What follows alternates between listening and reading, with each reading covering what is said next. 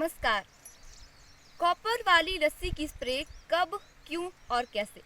अक्सर जब भी मैं किसी सीनियर ऑर्चर्डिस्ट की डिस्कशन सुनती हूँ, जब वह फंगस पर डिस्कस करते हैं, तो मैं सुनती हूँ कि जो सबसे खतरनाक फंजीसाइड है वह डोडीन है।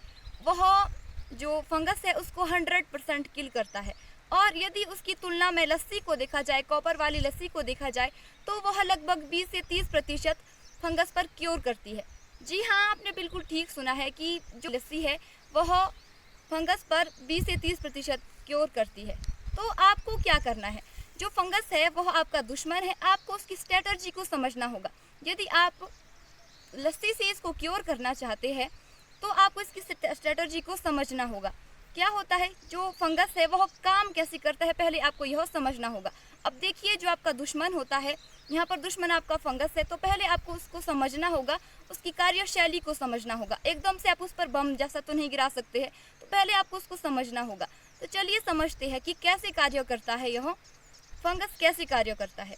अभी जो फंगस है, जब सर्दियों में वह पत्तों के साथ नीचे गिरता है तो वह वहीं पर रहता है, अनएक्टिव मोड में वहीं पर रहता है, सक्रिय वह नहीं होता है। तो जो पत्ते हैं वह तो सर्दियों में डिकम्पोज हो जाते हैं, लेकिन उसके स्पोर्स वहीं पर पड़े रहते हैं। अभी आप स्टेज देख पा रहे हैं, इस स्टेज में क्या होता है, फंगस के स्पोर्स, कैप अल्टरनेरिया मार्सोनिना के स्पोर्स जमीन से ऊपर की ओर वाष्प के साथ उड़ते हैं और आकर के चिपक जाते हैं इन पत्तों के ऊपर। आप देखिए, स्टेज अभी यह है। आप देखिए, यहाँ पर आप देख पा रहे हैं, यह छोटे छोटे पत्ते हैं। इन पत्तों के निचली ओर वह चिपक जाते हैं, क्योंकि फंगस के पास ना तो पंख होते हैं ना वह चल पाता है, तो वह उसके सहारे, भाप के सहारे ऊपर को उड़कर आता है और यहाँ पर इन नन्हे नन्हे पत्तों के नीचे चिपक जाते हैं। यहाँ पर करते कुछ नहीं है, क्योंकि अभी उनके लिए अच्छा टेम्परेचर नहीं बना हुआ है। जब उनके लिए सही टेम्परेचर बनता है तब जाके वो सक्रिय होते हैं, अपना वंश बढ़ाते हैं। तो अभी आपको क्या करने की आवश्यकता है? सबसे पहले तो क्या, जैसे वह अभी नीचे प्लांट बेसिन में है, तो आपको पहले मल्चिंग का यूज़ करना है। जितने भी नीचे ज़मीन में फंगस थे उन्होंने सारे ने ऊपर आना था। यदि यहाँ पर यह मल्चिंग नहीं पड़ा रहता तो मल्चिंग यहाँ पर है तो उनको ऊपर आने में बाधा होगी, ऑब्स्टेकल है, व्यवधान है। तो यहाँ से जब वह ऊपर आएंगे, केवल 50% ही ऊपर आगे, क्योंकि 50% यहाँ पर इस मल्चिंग के सारे यहीं पर रुक जाएंगे।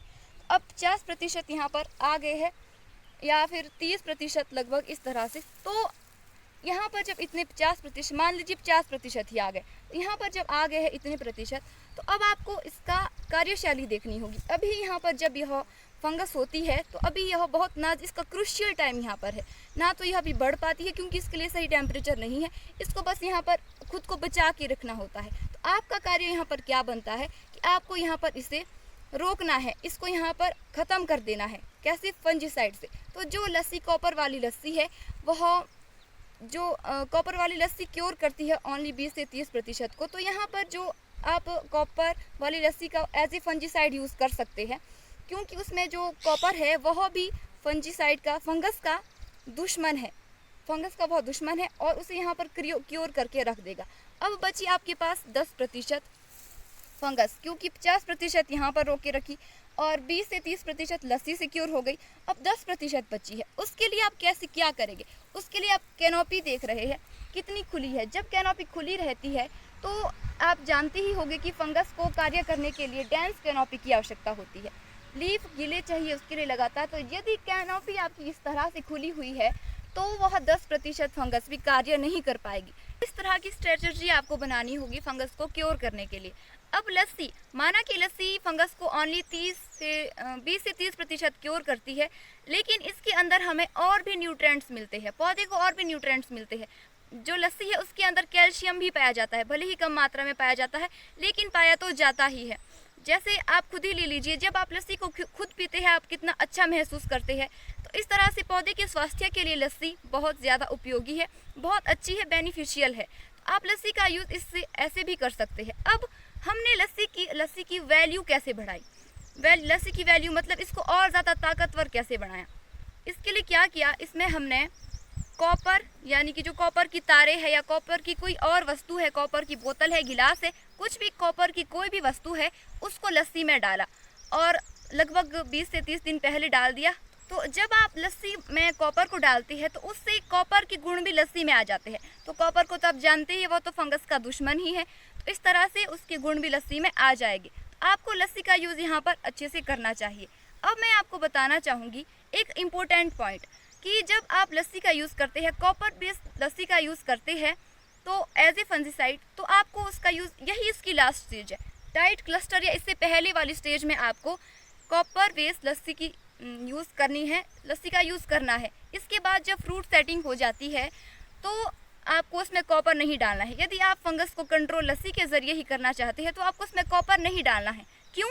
क्योंकि कॉपर फ्रूट के लिए टॉक्सिक होता है, पर से फ्रूट पर रस्टिंग आती है, उसके लिए टॉक्सिक होता है। तो इसलिए आपको कॉपर उसमें नहीं डालना है, ओनली लस्सी का ही आपको यूज़ करना है। आगे जब भी आप फंजीसाइड की स्प्रे लस्सी को फंजीसाइड के तौर पर आप यूज़ करते हैं।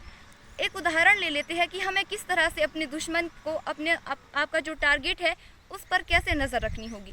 तो बहुत वर्ष पहले आचार्य द्रोण ने, जो कि हस्तिनापुर के राजकुमारों को शिक्षा देते थे धनुर्विद्या की, तो उन्होंने योग्यता रखी और सारे शिष्यों को उसमें भाग लेना था। सारी शिष्यों ने उसमें भाग लिया। तो उसमें क्या था कि एक पेड़ था, उस पर एक चिड़िया बैठी हुई थी। तो उस चिड़िया की आंख पर निशाना साधना था। तो अब उससे पहले सभी शिष्यों को उस पेड़ के आगे खड़ा किया गया और पूछा गया, उससे पहले हर एक शिष्य से पूछा गया कि तुम्हें क्या दिख रहा है। तो किसी ने कहा कि मुझे पेड़ दिख रहा है, किसी ने कहा मुझे पत्ते दिख रहे हैं, किसी ने कहा मुझे चिड़िया दिख रही है। इस तरह से सभी बताने लगे। अब बारी आती है अर्जुन की। अर्जुन से पूछा कि तुम्हें क्या दिख रहा है। अर्जुन ने कहा कि मुझे चिड़िया भी नहीं, मुझे चिड़िया की आँख की पुतली दिख रही है।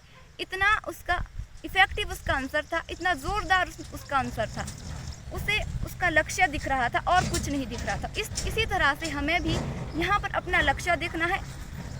जिसको आप टारगेट करना चाहते हैं उसके लिए आपको पहले स्ट्रैटेजी बनानी होगी, उस पर ध्यान ठीक वैसे ही देना होगा जैसे कि अर्जुन ने उस चिड़िया की आँख की पुतली पर ध्यान दिया था। तो इस तरह से आपको फंगस को क्योर करना है। और चाहे कोई भी अन्य इंसेक्ट है या फिर कोई भी अन्य बीमारी आती है पौधे पर, उसको इसी तरह से आपको टैकल करना है। इस तरह की स्ट्रैटेजी बनाकर आपको उसको क्योर करना है। तो इस वीडियो को आप ज़्यादा से ज़्यादा शेयर करें, क्योंकि हो सकता है आपको इस चीज़ के बारे में पता हो, लेकिन यदि आप शेयर करते हैं तो क्या होता है, जिन बागवानों को पता नहीं होता है इस चीज़ के बारे में, उनको भी यह ज्ञात हो जाता है। तो इस तरह से आप एक अच्छा कार्य कर रहे हैं यदि आप इस वीडियो को शेयर करते हैं। तो इस वीडियो को शेयर ज़रूर करें और लाइक भी करें और मेरे फेसबुक पेज को फॉलो करना ना भूलें। तो मिलते हैं अगली वीडियो में किसी ऐसी ही नई जानकारी के साथ।